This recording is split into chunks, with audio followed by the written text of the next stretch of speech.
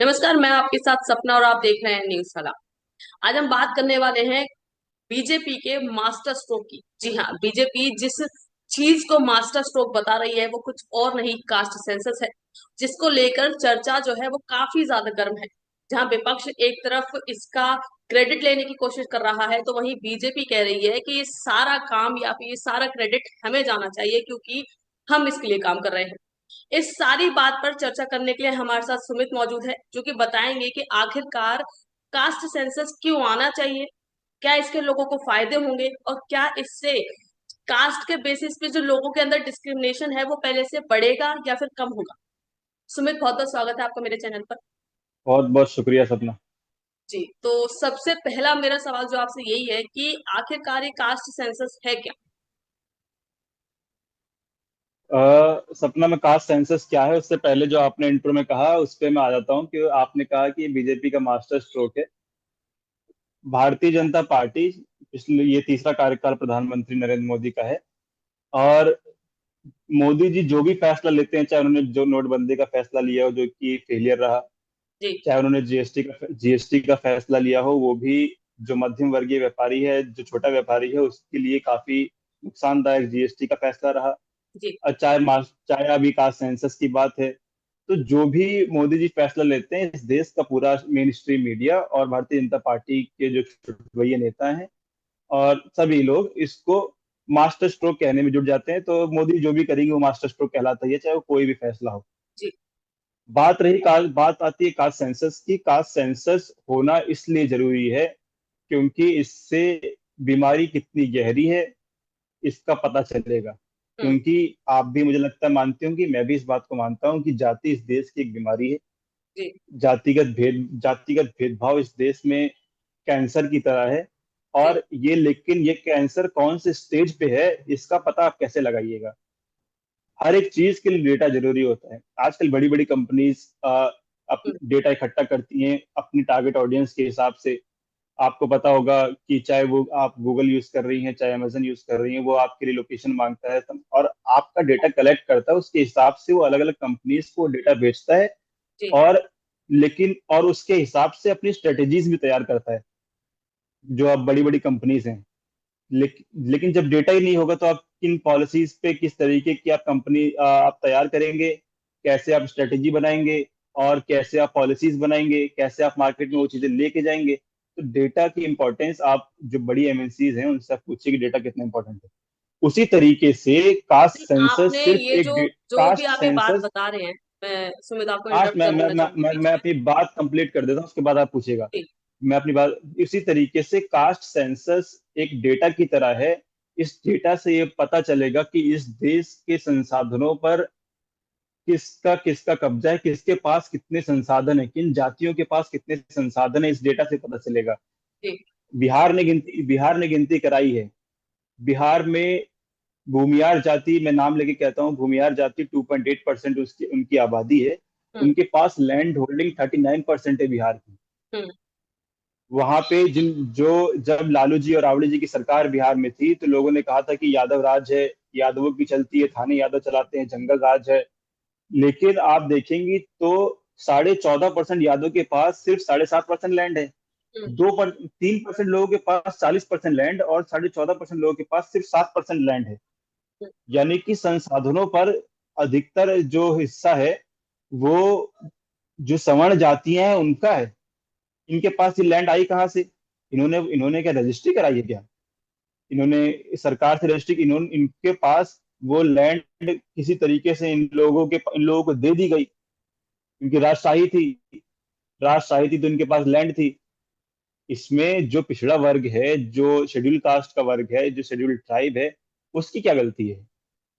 तो जब जाति की जनगणना होगी तो जाति की जनगणना के हिसाब से उनके लिए जिनके पास रिसोर्सेज की कमी है, जिनके पास संसाधन नहीं है, उनको पुशअप किया जाएगा, उनके लिए पॉलिसीज बनाई जाएंगी और उनको सबके बराबरी पे लाने का एक प्रयास किया जाएगा। लेकिन वो तब तक नहीं हो सकता जब तक आपके पास आंकड़े नहीं होंगे। आंकड़े आएंगे कास्ट सेंसस से। जी। जी। जैसे आपने बोला कि जो आंकड़े आएंगे वो कास्ट सेंसस के बेसिस पे आएंगे, और बीजेपी को हम्म। लगभग केंद्र में आए हुए 11 साल हो गए हैं।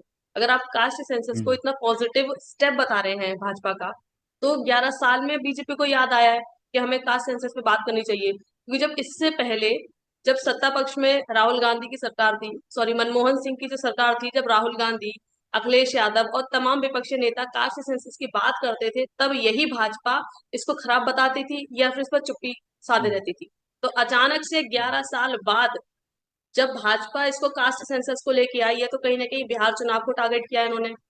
और सबसे अहम हम्म। मुद्दा जो है कि अभी जो पहलगाम अटैक हुआ है, जिसमें सभी देशवासियों की नजर है कि मोदी सरकार क्या काम कर रही है, इस बीच जो कास्ट हम्म। सेंसस ले आते हैं, तो इन सब पर आपका क्या कहना हम्म। देखिए, आपने जो कहा कि भाजपा को 11 साल बाद याद आया, 11वां साल चल रहा है भारतीय जनता है? पार्टी की सरकार का। मैं जी आपसे बता दूं कि भारतीय जनता पार्टी का कास्ट सेंसस मुद्दा ही नहीं। जी। ये भारतीय जनता पार्टी का एजेंडा है ही नहीं। तो फिर, भारतीय तो जनता जब पार्टी अगर भारतीय भारतीय जनता जनता पार्टी पार्टी हिंदुत्व का की राजनीति। एजेंडा नहीं है, भारतीय जनता पार्टी का यदि कास्ट सेंसस एजेंडा नहीं है, तो वो क्यों लेके आई? कहीं ना हम्म। कहीं अपने जो जो उनके टिक मार्क्स हैं, हमने 370 कर लिया, हमने और भी काम कर लिया, 3 तलाक पे काम कर लिया, हमने ये कर लिया, हमने वो कर लिया, तो कहीं ना कहीं एक और नया टिक मार्क लगाने देखिए, के लिए कि हमारे इस सरकार नहीं के नहीं दौरान नहीं, कास्ट सेंसस का हमने ये आगे प्रावधान बनाया था, इस तरीके का हमने काम किया था वहां। ये ये tick mark Bharatiya Janata party की चेकलिस्ट में नहीं लगेगा। ये जी टिक मार्क लगेगा समाजवादी पार्टी की चेकलिस्ट में, जी आरजेडी की चेकलिस्ट में, जी कांग्रेस की चेकलिस्ट में, जी। डीएमके की चेकलिस्ट में। हम्म। ये चेक अ, ये भारतीय जनता पार्टी की, आप जो आपने 370 की बात करी, 370 भारतीय जनता पार्टी का एजेंडा था, उनके मैनिफेस्टो में था। जी ट्रिपल तलाक भारतीय जनता पार्टी का एजेंडा था, उनके मैनिफेस्टो में था। जी। तो आप तो जिन कोई नहीं, मुद्दों की आने बात वाले कर रही हैं चुनाव में वो, यूपी में 27 में चुनाव होने लेकिन वाले हैं, तो क्या पता हम्म। आने वाले चुनाव में भी ये भी इनकी चेकलिस्ट में आ ही जाएगा कि हाँ भाई, हमने कास्ट सेंसस पे भी काम किया है। और अगर यूपी में तो कास्ट का जो डिस्क्रिमिनेशन कह लीजिए या जातिवाद कह लीजिए या जाति पे बात कह लीजिए, वो सबसे ज्यादा उत्तर प्रदेश हम्म। में होती है, तो कहीं ना कहीं इसका उपयोग जो है वो भाजपा 27 के चुनाव में भी करेगी वहां पर। बिल्कुल, भाजपा इसका इसका फायदा उठाने की कोशिश बिहार के चुनाव में भी करेगी। भाजपा इसका फायदा उठाने की कोशिश यूपी के चुनाव में भी करेगी। लेकिन भाजपा को इसका कुछ खास फायदा होने वाला नहीं है, हम्म। क्योंकि मैं आपको बार बार बता रहा हूँ कि भाजपा का एजेंडा नहीं है। नितिन गडकरी का बयान था कि जो करेगा जात की बात उसको मारूंगा लात। जी नित्यानंद राय ने पार्लियामेंट में खड़े होकर, जो कि गृह राज्य मंत्री थे, उन्होंने जी। पार्लियामेंट में खड़े होकर कहा कि सरकार जाति की जनगणना के बारे में विचार नहीं कर रही है, ऐसी कोई गिनती नहीं होने वाली है।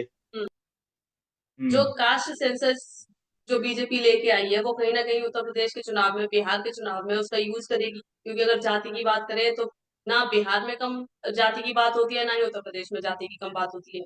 बिहार में इसी साल चुनाव है, तो क्या पता कास्ट सेंसस का जो है वो भाजपा हम्म। वहां पे इस्तेमाल करे। फिर 27 में यूपी में चुनाव है, तो फिर वहां पे इस्तेमाल करेगी, अपनी चेक लिस्ट में एक और टिक लगा देगी कि भैया कास्ट सेंसस भी हमारे दौरान ही हुआ था, 370 भी हुआ था, और सीएनआरसी भी हमने उसमें काम किया था। उसके बाद क्या कहते हैं, राम मंदिर भी हमारे पास था। तो चेकलिस्ट जो है वो अपनी कहीं ना कहीं टिक मार्क करवा दी जा रही है ना बीजेपी। हम्म। जी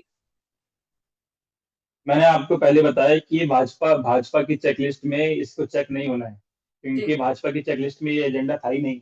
हम्म। ये एजेंडा था समाजवादी पार्टी की चेकलिस्ट में, ये एजेंडा था कांग्रेस की चेकलिस्ट में, ये एजेंडा था आरजेडी की चेकलिस्ट में, डीएमके की चेकलिस्ट में, जेएमएम की चेकलिस्ट में। ये जी लोग कास्ट सेंसस कराने की बात कर रहे थे, तो इन्हीं जी की चेकलिस्ट में टिक मार्क होगा। आपने आपने सवाल किया कि इसका फायदा बीजेपी बिहार में उठाने की कोशिश करेगी, यूपी के चुनाव 27 में जी होने हैं, उसमें बीजेपी इसका फायदा उठाने की कोशिश करेगी। बिल्कुल कोशिश करेगी, क्योंकि बीजेपी ने अगर इसको कराने का प्रयास किया है, बीजेपी की सरकार में अगर कास्ट सेंसस होकर संपन्न हो जाती है, जी तो बिल्कुल इसका लाभ, और ये ऐतिहासिक कार्य है। लोग आज नहीं, आने वाले समय में भी याद रखेंगे कि बीजेपी की सरकार में नरेंद्र मोदी के प्रधानमंत्री रहते हुए जातिगत जनगणना 1931 के बाद पहली बार हुई है। लेकिन अभी फिलहाल, क्योंकि रिसेंट अभी बिहार के चुनाव तक तो गिनती होकर खत्म नहीं होगी, अभी जी तो खाली मोदी जी ने कहा है। सत्ता अभी मोदी जी ने या फिर केंद्र की सरकार ने कोई ऐसी तारीख, कोई ऐसी टाइमलाइन नहीं दी है कि कब जातिगत जनगणना, कब इसका काम शुरू होगा और कब जी। तक ये खत्म हो जाएगा, फिर कब इससे पॉलिसीज बनना शुरू होंगी, कब आरक्षण बढ़ेगा। ये तमाम बहुत सारी चीजें इसमें हैं। तो मुझे नहीं लगता कि बिहार चुनाव में इसका कुछ फायदा होगा सिर्फ नहीं, घोषणा अभी कर देने से। जैसे कि अभी आपकी बात में और ही मैं आपको क्रॉस कर दूं, जैसे कि आपने कहा कि आने वाले समय में लोगों को याद रहेगा, लोग बात करेंगे कि प्रधानमंत्री मोदी की सरकार में कास्ट सेंसस हुआ था या उस समय वो पास हुआ था या जनगणना हुई थी या जिस तरीके से काम हुआ था, तो फिर कहीं ना कहीं आ गया ना ये बीजेपी की चेकलिस्ट में। बात तो मोदी बिल्कुल। सरकार की बात लेकिन होगी। लेकिन लेकिन जैसे देखिए 2011 में जाति की जनगणना हुई, हम्म। लेकिन उसके आंकड़े हम लोगों के सामने बेशक नहीं है। हम्म। लेकिन लोग मानते हैं कि जो 2000 जाति की जनगणना 2011 में जब यूपीए की सरकार थी, कांग्रेस की सरकार थी, कांग्रेस की जी। सरकार में मनमोहन सिंह के प्रधानमंत्री रहते हुए जाति की जनगणना कराई गई। हम्म। लेकिन उसका श्रेय कांग्रेस को नहीं जाता, क्योंकि उस समय कांग्रेस का एजेंडा जाति की जनगणना नहीं था। हम्म। उसका श्रेय जाता है नेताजी मुलायम सिंह यादव को, उसका श्रेय जाता है शरद यादव को, उसका श्रेय जाता है लालू प्रसाद यादव को, रामविलास पासवान को। हम्म। क्योंकि इन लोगों ने संघर्ष किया जातिगत जनगणना कराने के लिए, हम्म। तो उसका श्रेय इनके जाता है। इसी तरीके से ये जरूर माना जाएगा कि भाजपा की सरकार में प्रधानमंत्री नरेंद्र मोदी के प्रधानमंत्री रहते हुए जातिगत जनगणना हुई है। लेकिन जी। श्रेय इसका जाएगा राहुल गांधी को, अखिलेश यादव को, एम के स्टालिन को, तेजस्वी यादव को, हेमंत सोरेन जी। को। ये जिन लोगों ने ये मुहिम कास्ट सेंसस की चलाई, जिन लोगों ने अलग अलग मंचों से कास्ट सेंसस की बात की, ये हम्म। श्रेय उन्हीं लोगों को जाएगा। अखिलेश पीडीए की बात करते हैं। पीडीए का नारा उन्होंने दिया है, तो पीडीए में वो 90% लोगों को को समावेश करने की कोशिश करते हैं। 90% लोग कौन है, हम्म। वो अभी जब गिनती होगी तो आपके सामने आएगा। बिहार की गिनती के हिसाब से माने तो जो सवर्ण जातियां हैं वो 10.08% है। जी। बाकी 90% जातियां पिछड़ी जातियां हैं। हम्म। वो ओबीसी है, वो शेड्यूल कास्ट है, वो शेड्यूल ट्राइब है, और वो माइनॉरिटी है। तो बीजेपी जिन और संसाधनों का 90% हिस्सा लेकिन इन लोगों के पास है, जो कि 10% की आबादी में है। हम्म। तो यही पता लगाने के लिए कि पूरे देश में किसके पास कितने संसाधन है और कौन एकदम पिछड़ा हुआ है, ये डेटा जब तक आपके हाथ में नहीं आएगा तब तक आप किसी भी तरीके से किसी के लिए भी पॉलिसी नहीं बना सकते हैं। जी। इसीलिए कार सेंसर जरूरी है, और इसका श्रेय विपक्ष के पास जाएगा। राहुल गांधी, अखिलेश यादव, तेजस्वी यादव, नहीं, एम के स्टालिन, अभी हेमंत आपने सोरेन ही के एक बात पास। कही थी कि यूपीए सरकार में कास्ट सेंसस की गिनती जरूर हुई थी लेकिन उसका डेटा बाहर नहीं निकाला गया, क्योंकि उस समय शायद यूपीए हम्म। की जो है वो प्रायोरिटी है वो शायद ये ना हो, कास्ट सेंसस ना हो, जितना मुझे आपकी बात से समझ आया। यदि उस समय हम्म। यूपीए ने इतने साल तक हमारे देश में राज किया, लगभग शायद 65 सालों तक कांग्रेस सरकार रही है जो हमारे यहाँ राज किया है, तो हम्म। तब कास्ट सेंसस की काउंटिंग सही तरीके से क्यों नहीं हुई, और हुई तो उसका डेटा, और यदि डेटा बाहर नहीं आया है तो अब राहुल गांधी इस चीज का क्रेडिट कैसे ले सकते हैं, उनके पक्ष में बात कैसे जा सकती है, क्योंकि जब उनकी सरकार मैं रही थी, मैं जब मैं उनके पास मैं पावर थी तब तो उन्होंने डेटा बाहर निकाला नहीं।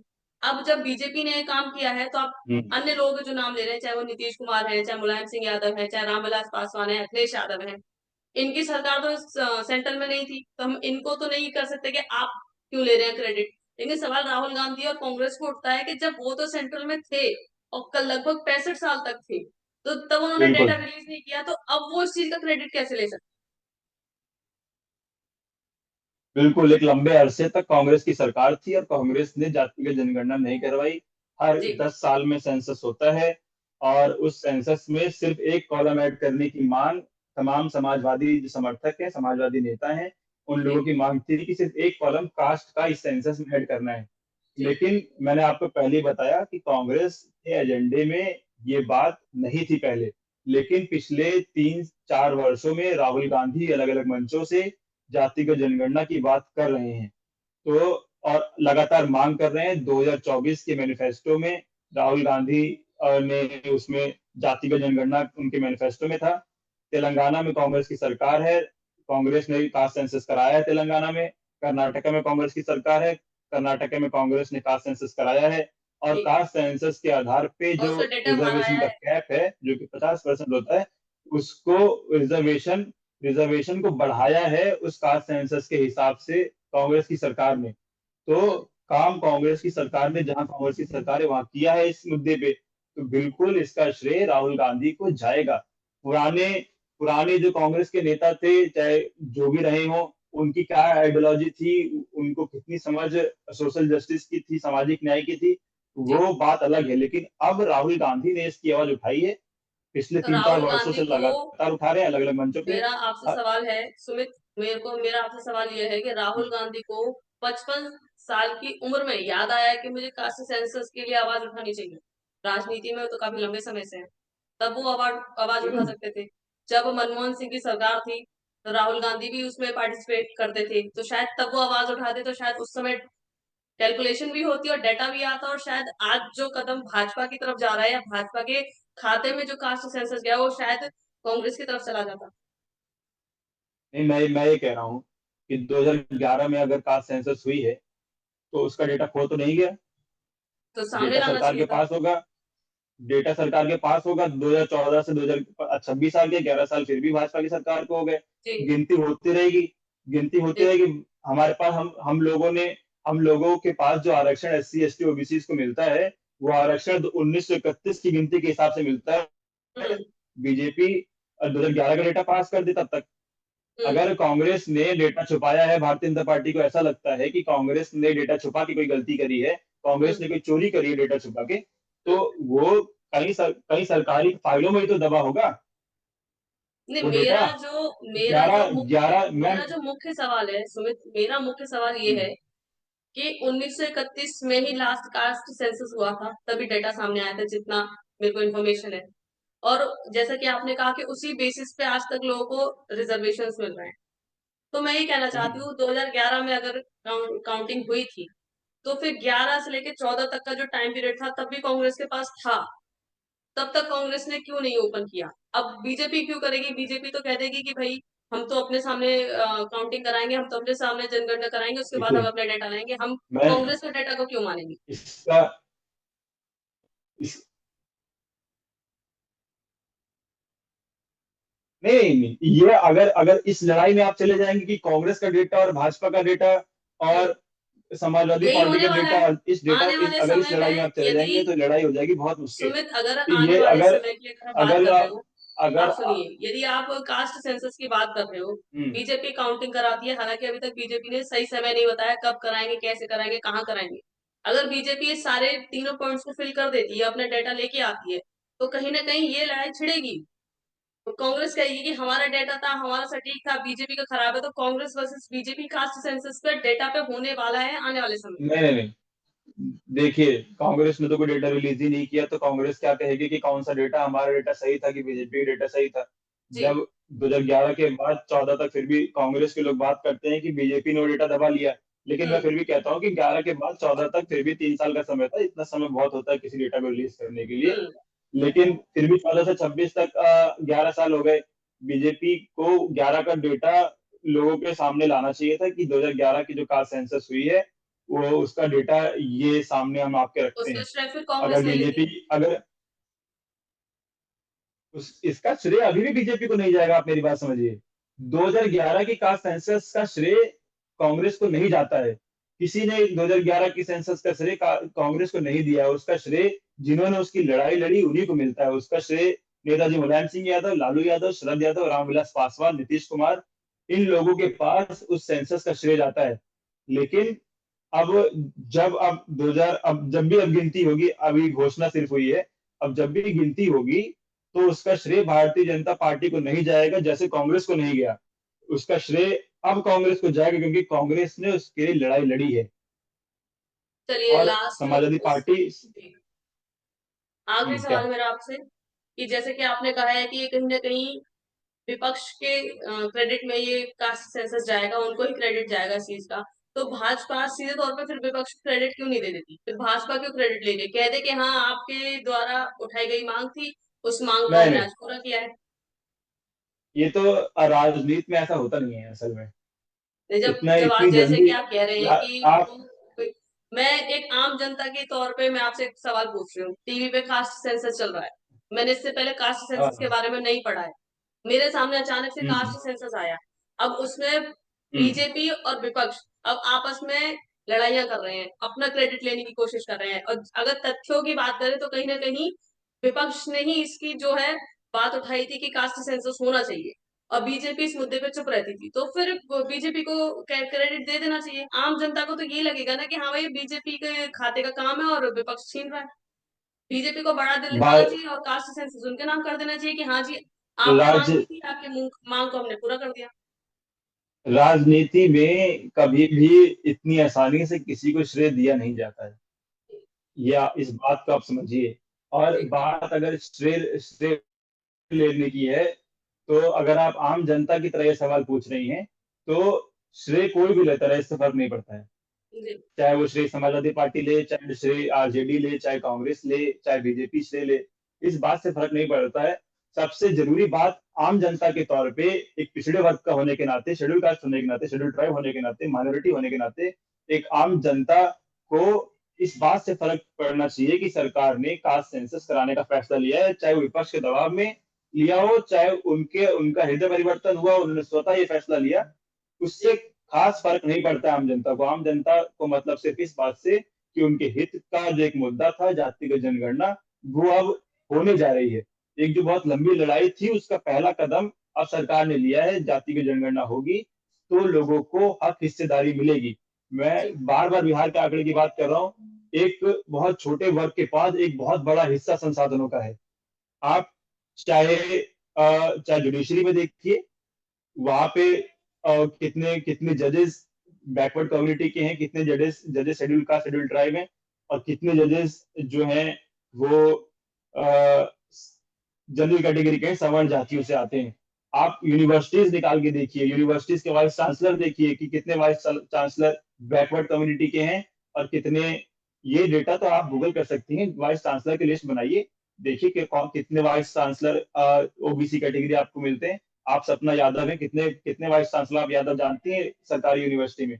यादव पढ़ाई नहीं करता है क्या? जी यादव ने पीएचडी नहीं करी है? यादव प्रोफेसर नहीं है क्या? वाइस चांसलर बनने की बुद्धि चेतना यादवों के अंदर नहीं है? कुर्मियों के अंदर नहीं है? मौर्य के अंदर नहीं है?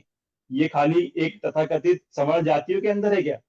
जी तो ये डेटा जब निकल के आएगा तो वाइस चांसलर बैकवर्ड कम्युनिटी के लोग भी बनेंगे, क्योंकि उन लोगों को उस तरीके से पुश किया जाएगा, उतना रिजर्वेशन वाइस चांसलर बनने के लिए भी दिया जाएगा। जी और रिजर्वेशन का मतलब ये नहीं है कि वो समर्थ नहीं है। रिजर्वेशन का मतलब ये है कि दूसरा कोई कोई हक अधिकार ना खा जाए। जहां जहां रिजर्वेशन नहीं है, वहां वहां सिर्फ सवर्ण जातियां हैं, और रिजर्वेशन होने के बावजूद वो सीटों को खाली रखा गया है। जी आप यूनिवर्सिटीज में प्रोफेसर के पद खाली है, जो जो सीट ओबीसी के रिजर्व हैं, वो पद ही खाली छोड़ दिए, वहां पे ओबीसी की भर्ती ही नहीं कर रहे हैं। तो इस पे काम करने की जरूरत है। और ये कास्ट सेंसस इसका सिर्फ पहला कदम है। कास्ट सेंसस इस कहानी का दी एंड नहीं है, ये कहानी की शुरुआत है। जी अब जब कास्ट सेंसस होगी, उसके बाद असली खेल शुरू होगा। उसके बाद जब पॉलिसीज बनेंगी, और जो लोग बहुत नीचे पायदान पे निचले पायदान पे रह गए हैं, उनको पुश करके ऊपर लाने की कोशिश, जो लोग यहाँ हैं उनको यहाँ इनके बराबर में लाने की कोशिश की जाएगी। उनको सामाजिक तौर से बराबर, वो तो मानसिक रूप से आप ला सकते हैं, क्योंकि आज भी मैं जानता हूं, जब मुख्यमंत्री होने के बाद अखिलेश जी का घर गंगा जल से धुलवाया जा सकता है, क्योंकि वो यादव थे, और योगी मुख्यमंत्री योगी आदित्यनाथ जो है वो ठाकुर बिरादरी से आते हैं। तो उनको अच्छा, उनके लिए वो शुद्धता के लिए उन्होंने गंगा जल और गौमूत्र से वो घर जलवाया। जी आज भी इस उत्तर प्रदेश जैसे सूबे की मुख्यमंत्री, कई बार मुख्यमंत्री रही है बहन कुमारी मायावती, उनको भी लोग उनकी जाति का नाम लेके गाली देके बुलाते हैं, जातिगत जाति सूचक गालियां देते हैं मुख्यमंत्री होने के बाद। जब 2026 चल रहा है, हमारे देश में हम लोग अमृत महोत्सव मना रहे हैं, उसके बावजूद जाति के तौर पे मुख्यमंत्री के पद पे बैठे हुए लोग जातिगत भेदभाव झेल सकते हैं। तो जो लोग कुछ नहीं है, जो लोग गांव के निचले तबके में लोग रहते हैं, जो आखिरी पायदान पे हैं, उनके साथ कितना भेदभाव होता होगा, आप इसकी कल्पना नहीं कर सकती हैं, अगर कहीं जी बैठ के या फिर दिल्ली जैसे शहर में रह के। यानी कि कुल आज मिलाकर भी आपका ये कहना है कि कास्ट मैं सेंसस बात से। जी मैं अपनी बात पूरी कर लूं। जी आज भी बोलिए। दिल्ली जैसे शहरों में, मुंबई जैसे शहरों में, कोलकाता जैसे शहरों में, जो बड़ी मेट्रो सिटीज हैं, उसमें अगर आप जाके बताते हैं कि मैं चमार जाति से आता हूँ या मुसहर जाति से आता हूँ, तो उनको किराए पे कमरा नहीं मिलता है आज भी। जी आप कहने को कहेंगे कि हम 21वीं लेकिन सदी में जी ये रहे अगर हैं, आप बात कर रहे लेकिन हैं कि जैसे कि मैं चमार जाति से आता हूँ या मैं फलानी जाति से आता हूँ, यदि आप इस इन वर्ग के लोगों को अगर इन्हीं के जाति के नाम से अगर आप बुला देंगे कि भैया आप मुझसे पूछें, आप फलाने हैं, मैं एक्सेप्ट कर लूंगी। आप उनसे पूछेंगे भैया आप चमार हैं, तो वो तो भैया डंडा लेके आ जाएंगे। चमार कहने पे तो मायावती के समय में जेल होती थी, लोगों को मारपीट मारपिटाई होती थी, यादव पिटते थे उस समय।